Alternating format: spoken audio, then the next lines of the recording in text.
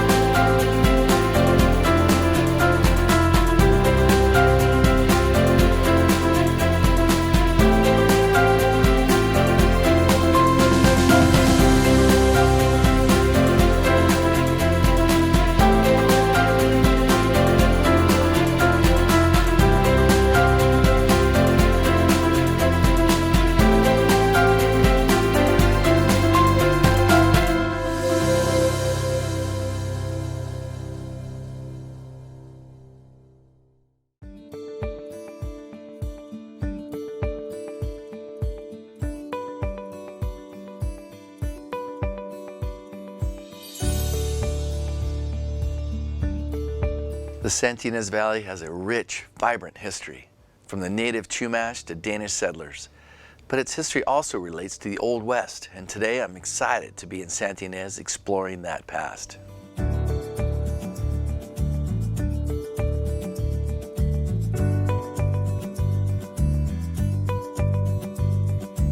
Not only is the Ynez Valley a great place to visit right now, but it's full of rich history. Let's go in and check out the Ynez Valley Historical Carriage House Museum.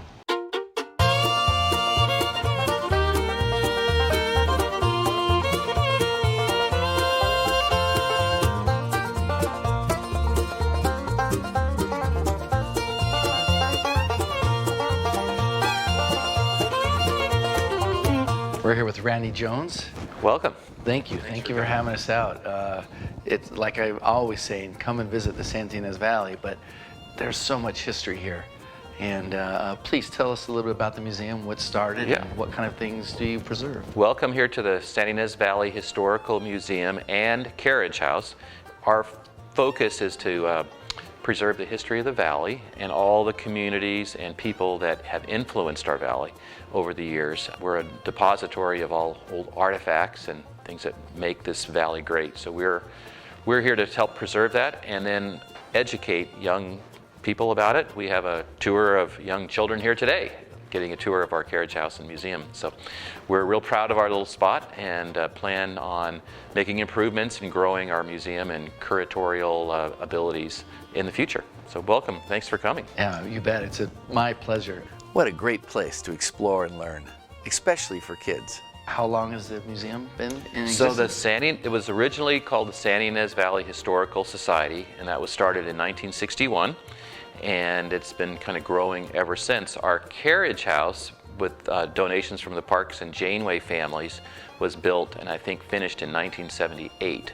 So we'll get to see that here in a minute. Almost 20 years later. Yeah, almost 20 years later. So it's been a work in progress over the years, but we love our little place here, and it's become a nice place for the community to have meetings and gatherings and small events. And so it's kind of a jewel in our valley. When we were talking before filming, you said it was actually started by women. Yep. The Historical Society was all women at the time, and some of the great historians of our valley, and we have collections from them here too. So it's a great place to visit and learn a little bit about all of that. You are known as carriage houses in the name, and we are going to get in there, but what other kind of things do we find in the museum? So we have a Chumash artifacts collection. We have saddles, a really nice saddle collection, saddle bits, bridles. We also have a room that's devoted to just the history of each of the little villages in the Ynez Valley. So there's an area on Ballard, Los Olivos, San Ynez, Solvang, and Buellton. And a little model train set that's kind of cute that depicts Maddie's Tavern area of Los Olivos back in the day when the railroad was there.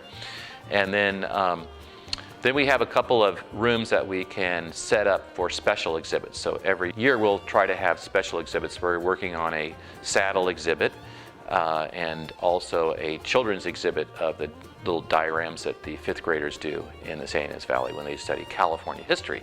So we have that going as well. Yeah, that's great, Ed. You know, we often promote the incredible wine in the valley and the incredible food. What a culinary scene we have. But we've got this too. We have 3 amazing museums in the San Ynez Valley, and this is a treasure and a great way to spend an afternoon. Let's go check out the carriage house. All right, let's go. Thank you. I'm really excited to see the collection.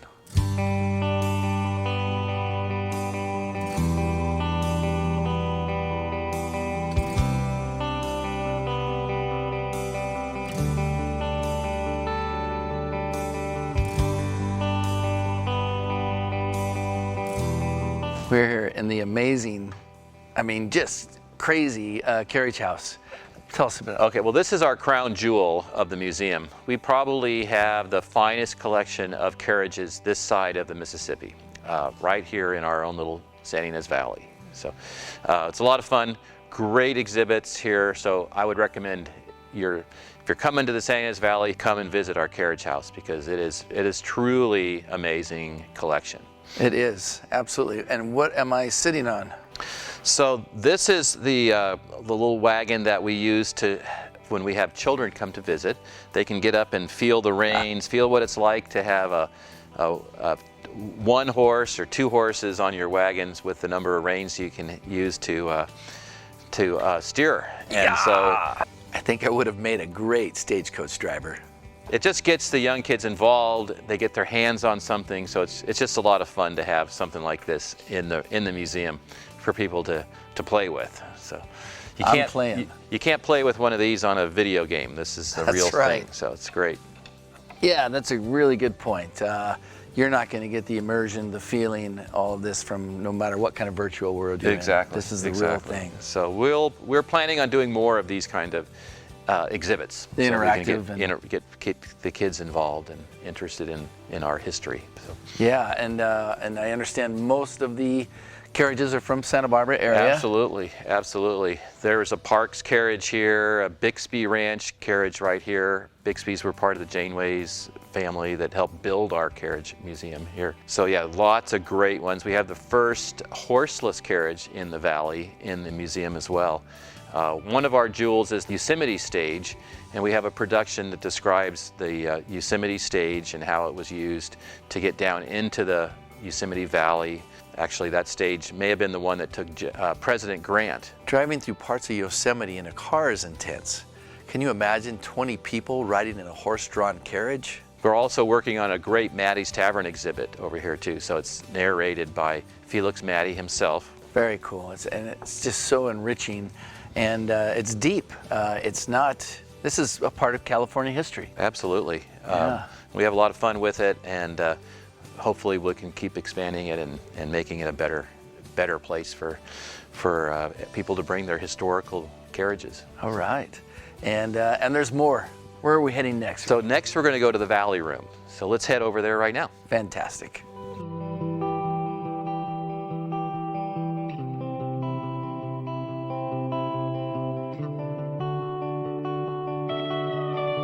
We just came from the amazing carriage house that I think we mentioned before was built in 1978. That's correct. Yes. Most of the carriages are from Santa Barbara County, but you've got some names in there that are Absolutely. Cool. Where are we now, Randy? So now we're in the Valley Room, and this room is a great little depiction of all the little villages in the San Ynez Valley. So we've got Ballard, Los Olivos, Solvang, San Ynez, and Buellton all represented.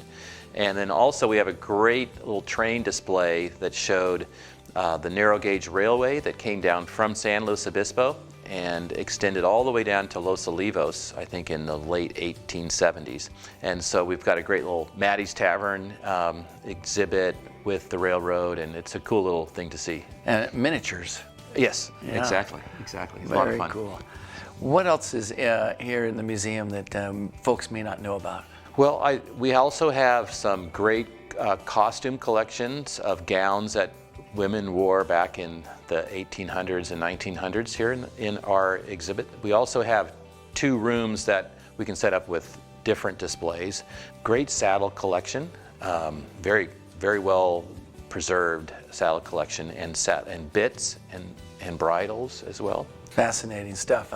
The courtyard is amazing. It's beautiful. It's lit. There's a beautiful fountain.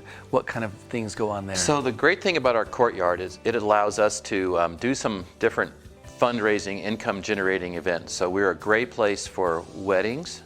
We're also fabulous for rehearsal dinners. So we have a full kitchen that's a county approved certified kitchen. So by the health department, we can have different events and use our kitchen.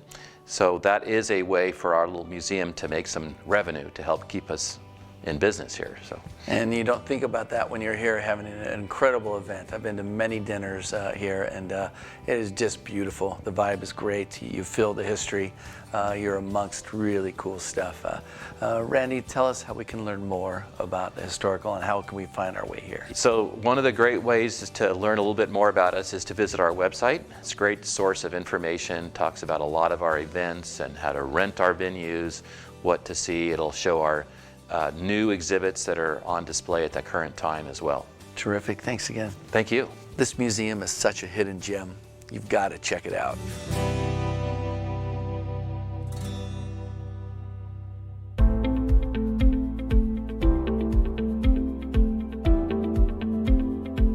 They say the only way you know where you're heading is to know where you've been, and this museum is the perfect place to reflect that past. As for the future, where we're heading now is writing the next page of this beautiful valley's history.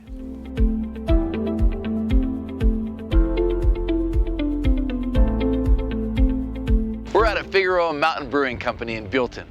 We're going to be tasting amazing beers, maybe grab a burger, and see this amazing facility. Let's go in and meet the proprietor, Jamie.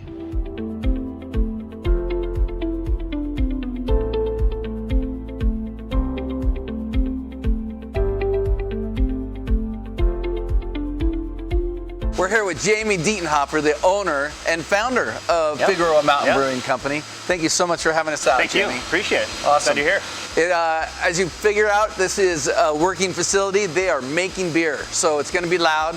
Hopefully we'll be talking loud enough you'll be able to hear us all right. Absolutely. We're making beer, but we're also drinking beer, so this is for you. Oh, geez. I mean, you can't be empty-handed. No, so gee whiz. Let's at least get started right with our Hoppy Poppy, our flagship brew, and then we can show you around. For the logo. Nice and cold. It's 5 o'clock somewhere, right? Delicious IPA, right? IPA, right? Yeah. Oh, it's good. Okay, Please tell us what's going on. Sure. So right now you're in the brewery. We're doing construction as we speak, as we grow here. So this is the water facility. It's something that we do a little bit different. We strip all of our water down, rebuild it. Each beer is different. So you're telling me earlier about the water. A lot of beer makers just use city water, tap water. How is yours different? Well, so we take each beer down, we make it from scratch basically, and we build it. If we're building a Munich-style lager, we build the water profile like it is in Munich. So each beer is different. So that's what is a key differentiator. It's a lot of work, but it's what we need. What's going on here? So this is our mill room. So it's important that we actually get the whole oats, a whole barley. We'll actually take that, we'll grind it up here, take it into our brew house, and so we don't get anything that's pre-milled. We do it all here. Jamie invited me to try some of the oats, and believe it or not, they tasted just like breakfast cereal. It's amazing to think that this someday will be a can of beer. Not quite breakfast at that point. And on this side? So this is our brew house. This is our beast. This is our German 4-vessel system. It's state-of-the-art. The efficiency is amazing. It helps us decoct the lagers, which helps extract the flavors out of it really well. And it's just really efficient. It's our Ferrari. They've been making beer for centuries, but with this equipment, I don't think it's ever been better. Looks beautiful and fairly new, yeah? It's very, very new. Very shiny. Yeah, shiny. Got to keep it clean. I really admire someone who is patient enough to make beer from scratch. Personally, I prefer doing this.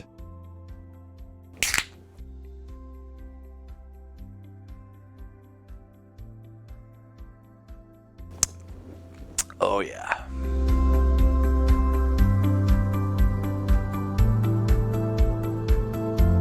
Now watch your step there. Yeah. Lots of hoses everywhere. Lots of hoses. That's where it all goes down. What is it? Yeah, what's going on? So these are the fermenters. right? So the conical bottoms. The reason they have a conical bottom, it captures the yeast, so we can actually reuse the yeast. They're active little guys that help us make beer, turn that stuff into alcoholic beverages. So same thing with wine? Same thing with wine. Yeast does the same thing? Yep. But yeah, so the different types of yeast too. There's lager yeast and ale yeast. So the lagers are bottom fermenting, cold. They act very slow. They take longer to make. The ale yeast is top fermenting, hot, fast. So those are the different yeasts we're dealing with. And so depending on the beer we're trying to make, that's how we pivot. Yeah. This has been really educational, Jamie. Great. Thanks again for having us out. Can we go try some of these beers? Let's go have a flight. Let's do it. Awesome. All right.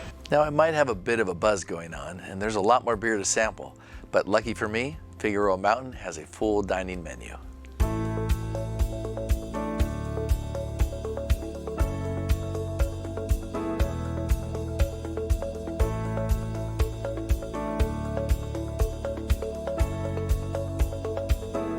Thank you for the awesome tour, You got it, man. Jamie.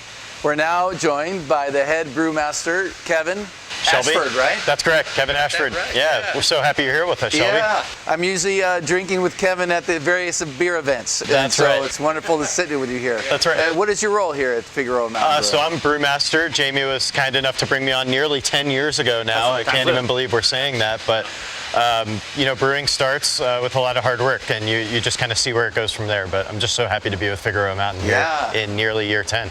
And how long has Fig Brewing been Going around? to 12th year. 12th year. Yeah, 2010. So I was with the Goleta Chamber of Commerce, and we have the Lemon Festival. Yep. And we would have somebody make the lemon. We ran out of the lemon beer. And I made a call up here, probably your first year. Yeah. And you guys hooked me up with a couple of cakes. There we go. So it was like 11, 12 years ago when that happened. And you've been getting cakes each week since then. I know. We're late this week, I promise. Yeah. They'll arrive soon. That's right. What do we have in front of us, and how many beer varietals do you do? Do you call them varietals, varieties? Yeah, varieties is great. Styles is another way we like to describe them. Yeah. But Fig's constantly creating new styles, always. So we have a lot of core brands that we like to introduce, like our lineup of IPAs here, Hoppy Poppy, Hiker's High, Point Conception, Lizard's Mouth. These are more widely available. We offer these in packages. But then we also offer all kinds of specialty beers. Like we have our Citrus Shandy here. That just showed up in package with couple other varietals involved there, other flavors. And then Lagerville down here on the end, that's a specialty beer we release once a year. It's always a different style of beer. You can always plan on coming and trying a wide variety of beers any given time. How many beers on tap at any given time? Each location's different, but you can expect anywhere from 12 to 30 at 12 most to 30. locations. Yeah. How many locations? So as of right now, we currently offer 5 locations, and we really don't know where we're going to go from there. But I think five feels like a lot. Yeah. As far down as Westlake Village. West, and as high up as. You're as north as you go right now, in Los Olivos here, and Okay. then heading south. Yeah. Yeah. Great. And looks like you have food. Oh yeah, food is important. I think beer and food go hand in hand, so it's always nice to have a bite, have a sip, have a bite again, and have another sip. Yeah. It looks amazing. All right, so let's start with some IPAs. Sure. IPA stands for India Pale Ale, which is typically a more hoppy beer. Which way should I go? Absolutely. I think the best place to start on this particular lineup would be our Hoppy Poppy. That's know that well. That's our flagship, yeah. We started them off with one earlier. I was greeted. So this is our traditional West Coast style IPA. It's got a little more malt character to it than most. Some very, very gentle caramel, citrus, subtle resinous qualities as well. But we love to call this one of our best food beers. It really does pair well across the board with any wide variety of flavors. So it's really, really a nice addition to our lineup, and it's pretty much been here since day one. Yep. So.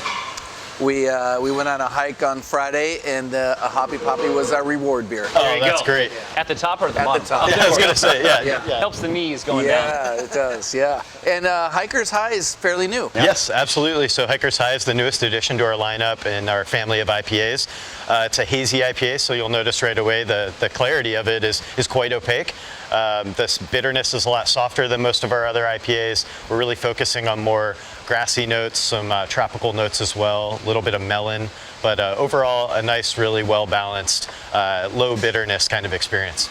And then we'll cut to the end here so we can catch these other guys. Yeah. But 9% lizard's mouth. Lizard's Mouth has a lot of fans for several reasons, but I think it's really smooth.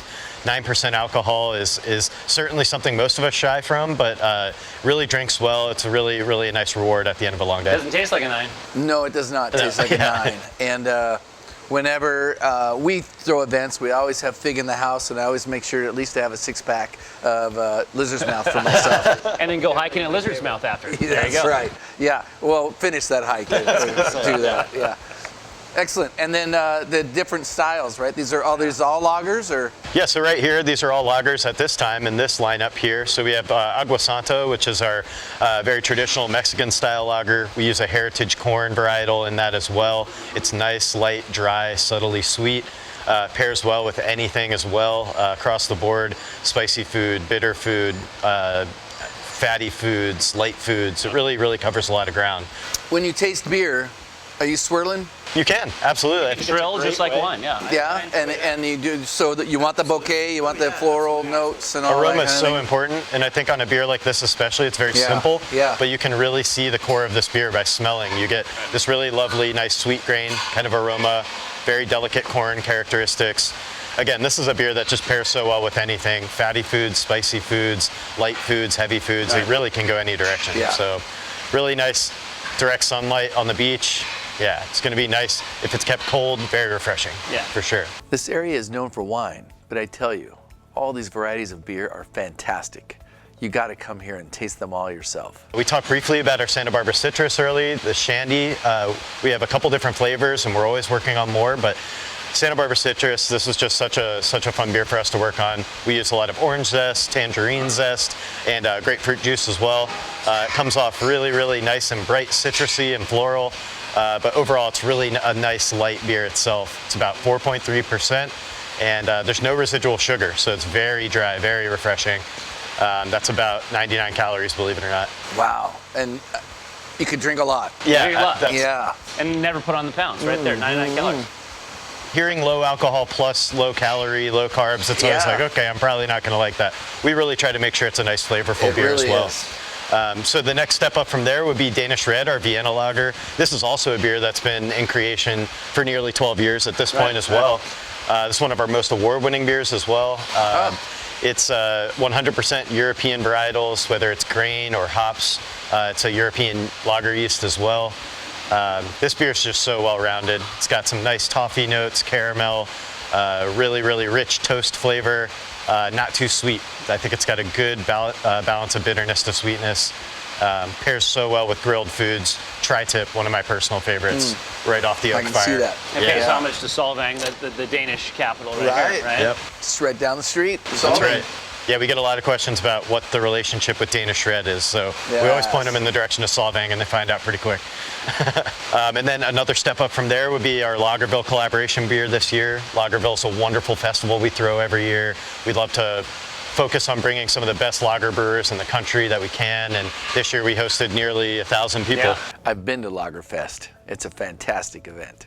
40 or so different brewers from around the we United had 45 States. breweries. 45 breweries. Yeah, which was unbelievable. Oh yeah, even in Germany too. They came Yeah. over, so. Yeah, we had some foreign breweries as well, so we're going to continue to grow that program Super and event. share Right, some it's great fun. beer with the Central Coast and beyond. Yeah, and is it consistently at a certain time of year that you do Lagerville? Yeah, we'll be Yes. doing April 15th in 2023. April 15th next year, and around April Yeah, otherwise every year. absolutely. So this style is a Czech dark lager this year. It's going to be a little less sweet than the Vienna lager before it, but it's going to have some nice weight, some nice roasted qualities to it. Kind but of a overall, stouty pretty well kinda- drinking. Yeah. Yeah, almost stout-like. Yeah. Yep, absolutely. Little roast quality, but overall very nice, smooth, and drinkable. Yep. Fantastic. Yeah. Well, the food looks good. I'm definitely digging in here in a moment. What else should we know about Figueroa Mountain Brewing? Well, I think it's important. I mean, one differentiator is that we're still independent and we're still a family-owned brewery. So I think that's important. And our employees, everyone, we're still small. We're growing, but we're still small, and got a good group. A great anchor in the Santa Ynez Valley, and you know what's the saying? It takes a lot of beer to make great wine. We all know we're a wine country, but you supply beer to all the winemakers, Right. and to be able to make that amazing wine. Yeah, absolutely. A happy service that we Yeah, provide. Yeah. That's where we are. Yep. Yeah.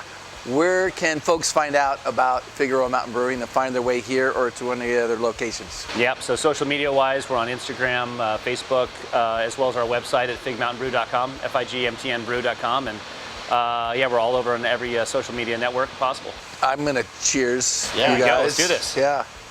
Cheers, guys. Thanks for Thank coming you in. so much for your time. Cheers. Yeah. Good to see you. Cheers, boys.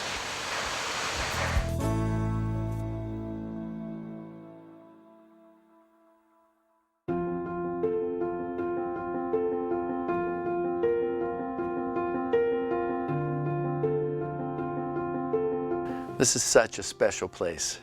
From its fascinating history to an exciting future, I'm always in awe of the Ynez Valley. So whether you plan on cracking open a history book or a cold one, make sure you do it here. You'll be glad you did.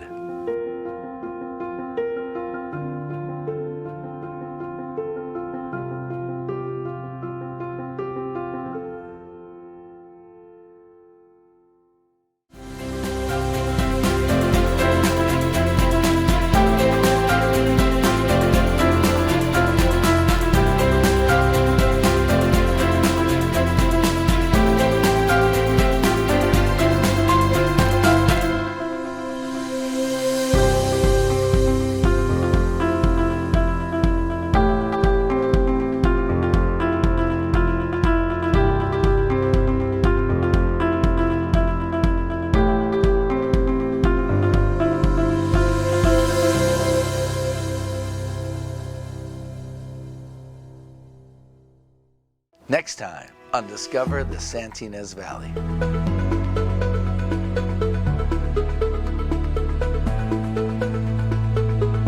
Jeff, thank you so much for having us out this morning. Well, thank you, Shelby. Pleasure to have you in here. Yeah, it's an honor to be in the historic Solvang restaurant. We have talked about Sideways a few times on the show. Right. Major motion picture that keeps going. I think in the 20 years ago now. I'm not sure. And people still come in Yeah. and they wait to sit at this table. So this was the scene where Miles and Jack had a conversation. Thomas Hayden Church and Paul Giamatti. Yes. Oh, and people still come all these years later for All this. the Yeah. years later. So I had to put this special plaque up here. Yeah, 20 years almost. That is fantastic. Well, Jeff, thanks again for having us out. I'm going to go explore some more of the day. I think before you go, Shelby, you're gonna have to make some of these because I want you a little bit more Danish. All right, I'm in. Let's go try it out. All right.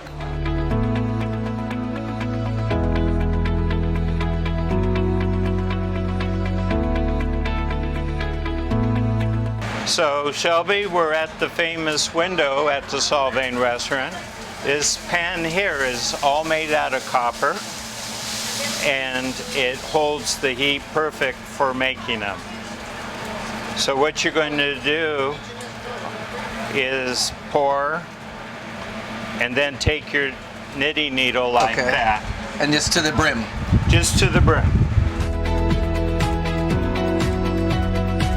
Since we're having Danish days this year, Shelby, I'm going to need a little more help in the kitchen making these. That's right, I'm down. And how many years has Danish Days been happening? 50? Since after World War II, Oh so my golly. I'd say Hundreds. since the 50s. Yeah, since the 50s. Wow. And then while they're cooking, Shelby, Yes. I want you to take these other ones that I made Okay. and just turn them so they cook All around. all around. And usually a holiday treat in Denmark Yes. that Solvang has turned into an everyday, every moment treat. You can come for breakfast, lunch, and dinner, yeah? Absolutely. And people do, no doubt about it. And just like when you're cooking in the oven, you're checking your Right. toothpick to see if it sticks. All right, so we're gonna plate some up.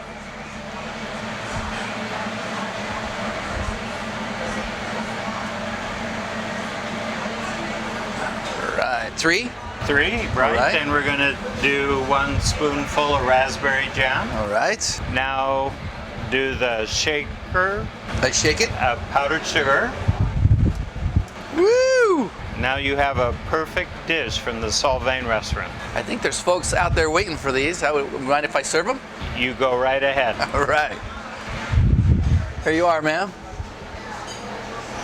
We'll see you on our next adventure.